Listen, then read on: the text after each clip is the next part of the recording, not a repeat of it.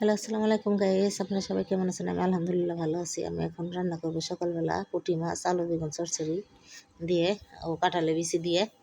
কাঁঠালের বিচি 8 বছর করে আমি রাখছি, ফ্রিজে রাখছিলাম। তো দিয়ে দিলাম কড়াই ভিতরে দিয়ে দেবো তেল, সয়াবিন তেল।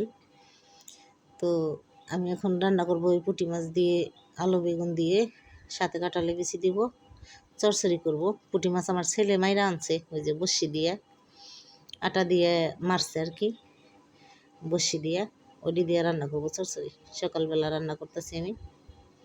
তো দেখেন আপনারা, দিয়ে দিলাম একবারে পেঁয়াজ, মরিচ, তরকারি সবগুলো একখানে কাইটা রাখছি আমি, তেলের উপরে ফালাইয়া দিলাম, কারণ ছোট মাছ এই কারণে তেলের উপরে ফালাইয়া দিলাম আমি। আগে ধুয়ে রাখছিলাম, আবার একটা ধোয়া দিয়ে রাখলাম, উঠাই দিতেছি। সবগুলা একবারে দিয়ে দেবো, ভালোভাবে কষাবো আগে তরকারিটা। কষানোর পরে দিয়ে দেবো হলো মাছ পরে। তো সাথেই থাকেন, দেখতে থাকেন। লাড়াচাড়া দিই, একটু লবণ দিয়ে নিই, কারণ লবণ দিলে তাড়াতাড়ি তরকারিটা উইনে আসবো, মজবো। তো এখন আমি দিয়ে দেবো আস্তে আস্তে হলুদের গুঁড়া, হালকা একটু মরিচের গুঁড়া দিব কালার হওয়ার জন্য। ধনিয়ার গুঁড়া দিয়ে দিলাম একটু, অল্প একটু মরিচের গুঁড়া দেব যাতে একটু কালারটা আসে, এইটুকু দিব, আর বেশি দেবো না, কারণ গলার মধ্যে জ্বলে আমার, ঘা এখনও গলায়।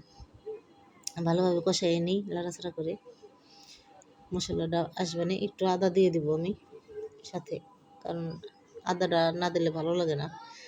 সব তরকারিতে আমি আদা খাই, আদা বাটাটা না দিলে কেমন জানি লাগে। সবাই খায় না গুঁড়া মাছে আদা, আমার মা রান্না করলে গুঁড়া মাছে আদা দেয় না, আমি আবার একটু দিই।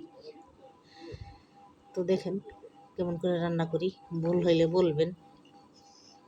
আপনারা কমেন্টে কিছু বলেন না কেন, ভালো কিছু বলতে না পারেন, একটু রাগ করে একটু দেন, বকাও তো দিয়ে পারেন, তাও তোর মন ভাববো যে একটু মজা লাগে। দেখেন কেমন করে রান্না করি আমি। তো ভিডিওর মাঝে একটু হাস্য করলাম, দেখতে থাকেন। আমি পুঁটি মাছ হলুদ দিয়ে লবণ দিয়ে মাখায় রাখছি, ওটি আমি দিয়ে দিব, কারণ একবারে আস্তটা দিলে পরে একটু কালার সাদা সাদা আসবো, এই জন্য আমি আলাদা মাখায় রাখছি, এই যে যাতে কালারটা সুন্দর আসে। লাড়াচাড়া দিয়ে মাখাইয়ে দিই, বাইঙ্গা যাতে না যায়, এই কারণে। মাছটা আমি ভাজলাম না, ছোটো পুঁটি মাছ, এই কারণে ভাজলাম না। ভাজা মাছ মজা লাগে না, মাঝে মাঝে কিছু কিছু কাঁচা মাছও রান্না করা লাগে। এখন আমি একটু দিয়ে দিব পরিমাণ মতো পানি, কারণ তরকারিটা সিদ্ধ হইব, চচ্চড়ি করবো আমি, এই কারণে একটু পানি দেব, বেশি দেব না, অল্প করে দেব। কাঁঠালে বেশি দেবো আবার সাথে।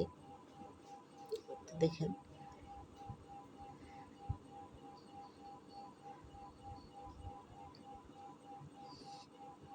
পানিটা দিয়ে দিলাম, একটু লাড়াচাড়া দিয়ে ভালোভাবে মিশিয়ে দিই। তাছাড়া মাছগুলো সব আবার এক জায়গা হয়ে গেলে আবার খেত লাগবে, কেমন লাগবে। কাঁঠালে বেশি দিয়ে উপর দিয়ে ছড়াই দেব, একটা একটা করে ছড়াই দেবো ঘিরে। তো দেখেন ভিডিওটি কেমন হয়েছে, লাইক কমেন্ট করে জানাবেন, চ্যানেলটি সাবস্ক্রাইব করবেন, কারণ আমি নতুন মানুষ, অত কিছু বুঝি না, আস্তে আস্তে বুঝবো ইনশাল্লাহ। আপনারা দোয়া করবেন সবাই।